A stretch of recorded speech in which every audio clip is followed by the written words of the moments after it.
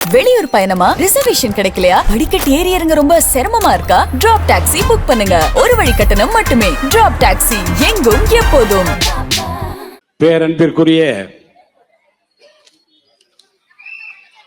தமிழக வெற்றி கழகத்தின் வெற்றி விழா கூட்டம் போல திரண்டிருக்கிற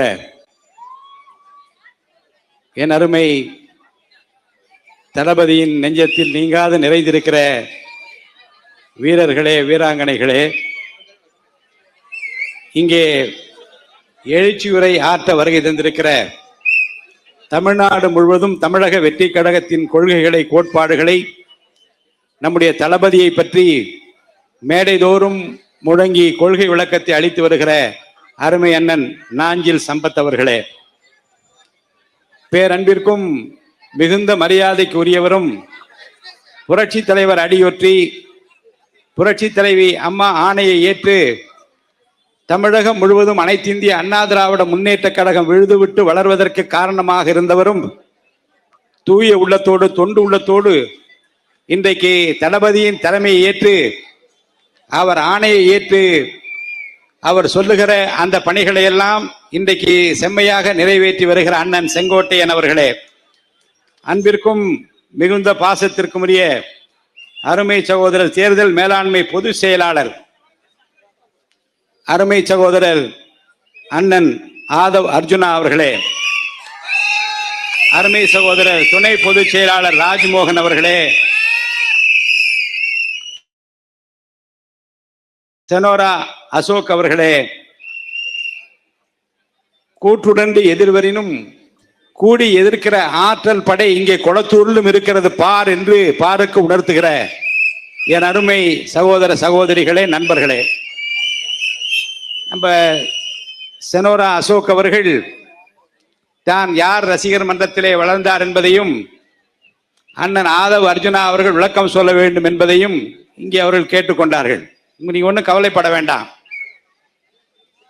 தமிழக வெற்றி கழகத்தின் தலைவரை பொறுத்த வரைக்கும் அவர் கடந்து வந்த பாதையில் இதுகாரம் எல்லளவும் மாசு மறுபற்ற முறையிலும் தூய எண்ணத்தோடும் எல்லா தலைவர்களையும் மதிக்கின்ற பாங்கினை இந்த நாடே அறியும். அந்த வகையில் அண்ணன் ஆதவ் அர்ஜுனா அவர்கள் அசோக் சார் கேட்டார் என்பதற்காக அல்ல, அவருக்கே தெரியும் தான் பேசியது என்ன, அதற்கு என்ன விளக்கம் என்பதை அவராகவே தரத்தான் போகிறார். நம்முடைய உள்ளத்தில் வைத்து பாராட்ட வேண்டிய, போற்ற வேண்டிய தலைவர்களிலே தமிழகம் விழிப்போடு இருந்து உன்னிப்பாக பார்த்து கொண்டிருக்கிற பெருந்தகைகளிலே ஒருவர் தான் அண்ணன் ரஜினிகாந்த் அவர்கள். நான் அவரை நேரடியாக சந்தித்ததில்லை. ஒரு முறை மட்டும் காவிரி நீர் பிரச்சனைக்காக அவர் உண்ணாவிரதம் உட்கார்ந்தார். காவிரி நீர் பிரச்சனைக்காக உண்ணாவிரதம் இருந்த அந்த நேரத்தில் மேடை ஏறி நான் சால்வை எடுத்துக்கொண்டு போகவில்லை, மாலை எடுத்துக்கொண்டு போகவில்லை, ஒரு வேதாகமத்தை, பைபிளை அவர் கையிலே கொடுத்து என்ன என்று கேட்டார். நீங்கள் துணிச்சலோடு அரசாங்கத்தை எதிர்த்து இந்த தமிழ்நாட்டு மக்களுக்காக, தமிழ்நாட்டு நீர் தேவைக்காக இங்கே உண்ணாவிரதம் உட்கார்ந்திருக்கின்றீர்கள், உங்களை பாராட்டுவதற்காக மேடை ஏறி இருக்கிறேன் என்று அந்த வேதாகமத்தை கொடுத்தேன். இது எதை படிப்பது என்று கேட்டார். நான் 37ஆம் சங்கீதத்தை எடுத்து அந்த முதல் 3 வசனங்களை படித்து காட்டினேன். பொல்லாதவர்களை குறித்து நீ எரிச்சல் அடையாதே, நியாயக்கேடு செய்கிறவர்கள் பொறாமை கொள்ளாதே என்று ஆரம்பிக்கும். அதை எடுத்து அந்த 3 வரிகளை எல்லாம் அவருக்கு படித்து காட்டிவிட்டு நான் மேடை விட்டு இறங்கினேன். 96ஆம் ஆண்டு தமிழ்நாட்டிலே ஒரு ஆட்சி மாற்றம் ஏற்படுவதற்கு அவர் கொடுத்த முதல் குரலும் பேசிய பேச்சுக்களும் இன்னும் நெஞ்சத்திலே நீங்காது இருக்கிறது. தமிழ்நாட்டு மக்களுக்கு பிரச்சனை என்று வருகிற போது அந்த தமிழ் மக்களின் உணர்வோடு தன்னை கலந்து கொண்டு எல்லா காலகட்டங்களிலும் துணை நின்றவர் என்பதை யாரும் மறுக்க முடியாது. சாதாரண மனிதராக பிறந்து மாமனிதராக வளர்ந்து தன்னை வாழ வைத்திருக்கிற இந்த தமிழ்நாட்டு மக்களுக்காக குரல் கொடுக்கிற உள்ளம் அவர் உள்ளம் என்பதை தமிழக வெற்றி கழகத்தினுடைய தலைவர் அறிவார், நாங்கள் அறிவோம். அண்ணன் ஆதவ் அர்ஜுனா அவர்கள் நிச்சயமாக, சகோதரர் அசோக் அவர்கள் அந்த வேண்டுகோளை ஏற்று இங்கு நிச்சயமாக பேசுவார். எங்களை பொறுத்த வரைக்கும் உப்பரியிலே வைத்து பாராட்ட வேண்டியவர்களை, போற்ற வேண்டியவர்களை நாம் பாராட்டுவோம், போற்றுவோம். இன்றைக்கு தமிழக வெற்றி கழகம் ஒரு மாபெரும் வெற்றியை நோக்கி நம்முடைய சகோதரர் VS பாபு அவர்கள் இன்றைக்கு கொளத்தூர் பகுதியிலே ஒரு பொதுக்கூட்டம் ஏற்பாடு செய்திருக்கிறோம், வர வேண்டும் என்று கேட்டார்கள்.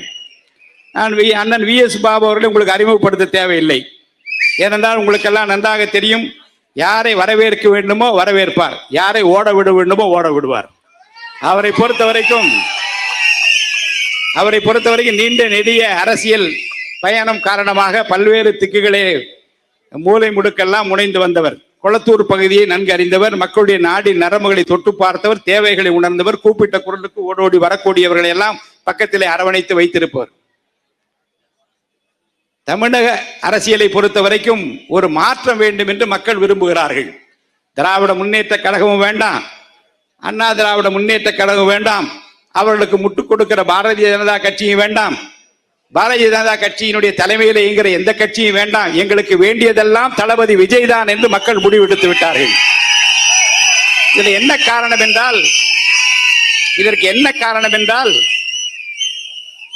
மக்கள் நீண்ட காலத்திற்கு பிறகு, எதிர்பார்ப்புகளுக்கு பிறகு ஏமாந்து மீண்டும் ஒரு எம்ஜிஆர் கிடைக்க மாட்டாரா என்று ஏங்கி கிடந்த நேரத்தில் அந்த ஏக்கத்தை வாட்டத்தை போக்குகிற ஒரு நல்லவராக வல்லவராக தளபதி விஜயை பார்க்கிறார்கள்.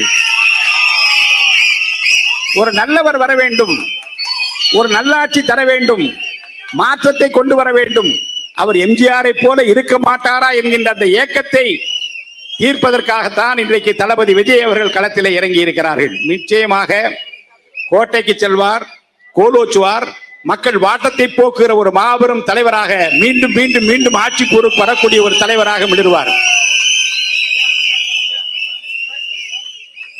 ஏமாற்றுக்காரர்களுக்கு தமிழ்நாட்டில் இனி இடமில்லை, எத்து வேலை செய்கின்றவர்களுக்கு இனி இடமில்லை. ஒரே ஒரு குட்டி கதையை சொல்லிவிட்டு நான் முடித்து விடுகிறேன். ஊரிலே இருக்கின்றவர்களை ஏமாற்றிக் கொண்டே இருப்பான் ஒருத்தன். நாட்டிலே அவனிடம் ஏமாறாதவர்களே இல்லை என்று சொல்லக்கூடிய அளவு பார்த்து, என் வீட்டிலே தண்ணீர் பிடிப்பதற்கு ஒரு சொம்பு குடம் வேண்டும், அதை தா என்று கேட்கிறான். பக்கத்து வீட்டுக்காரன் பார்க்கிறான், எப்பா நீ பெரிய ஆள், உன்னிடம் இல்லாதவா செம்பு குடமா நான் கேட்க போகிறேன் என்று ஒரு செம்பு குடத்தை கொடுக்கிறான்.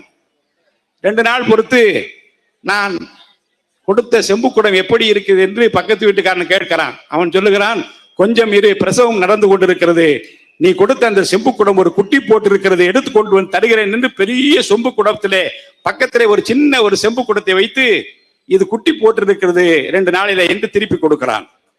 வீட்டுக்கு போனவன் யோசிக்கிறான், செம்பு குடத்தை கொடுத்தோம், குட்டி போட்டுக்கிறது கொடுத்திருக்கிறானே என்று வியந்து போய் பெண்டாட்டி அழைத்து சொல்லுகிறான், குடும்பத்தாரை அழைத்து சொல்லுகிறான். 1 வாரம் பொறுத்து அந்த எத்து வேலைக்காரன், ஏமாற்றுக்காரன், எப்படியும் ஏமாற்றியே பிழைக்க வேண்டும் என்று இருக்கின்றவன், எதை சொன்னால் மக்கள் ஏமாறுவள் என்று காத்திருந்து ஏமாற்று வார்த்தைகளை ஏமாற்றுகிறவன் 1 வாரம் கழித்து கேட்கிறான், வீட்டிலே ஒரு பூஜை நடக்கிறது, ஒரு பெரிய வெள்ளி குடம் இருந்தால் கொடு, பூஜை முடித்து கொடுத்து விடுகிறேன் என்று கேட்கிறான்.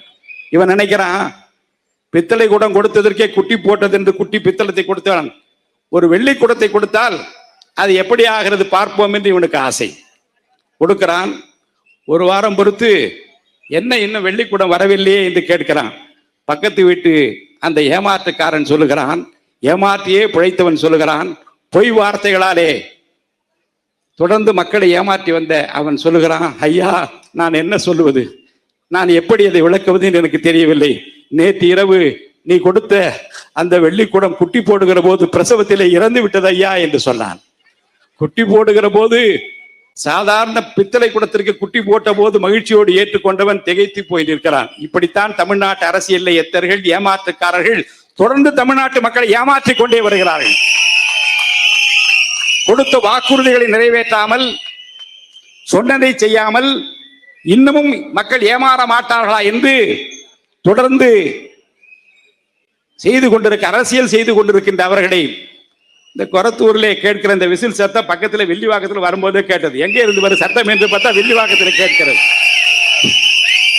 சரி, இந்த பக்கத்திலே பார்த்தால் அது பெரம்பூரை தாண்டி அது துறைமுகத்திலும் கேட்கிறது என்று அசோக் சொல்லுகிறார். ஆக விண்ணை பிளக்கிற இந்த விசில் ஓசை தமிழகம் எங்கு ஒலித்துக் கொண்டிருக்கிறது. இந்த வெற்றியின் சின்னமாம், தளபதியின் சின்னமாம், நம்ம வீட்டு விஜயின் சின்னமாம் இல்லதோறும் ஒலிக்கின்ற இந்த சின்னமாம் உள்ளத்திலே ஒலிக்கின்ற சின்னமாக தமிழ்நாட்டை நிலைத்து நிற்பதற்கு நாம் ஆர்ப்பரித்து உழைப்போம் வாருங்கள் என்று உங்களை கேட்டு வாய்ப்பிற்கு வணங்கி விடைபெற்றுக் கொள்கிறேன். நன்றி, வணக்கம்.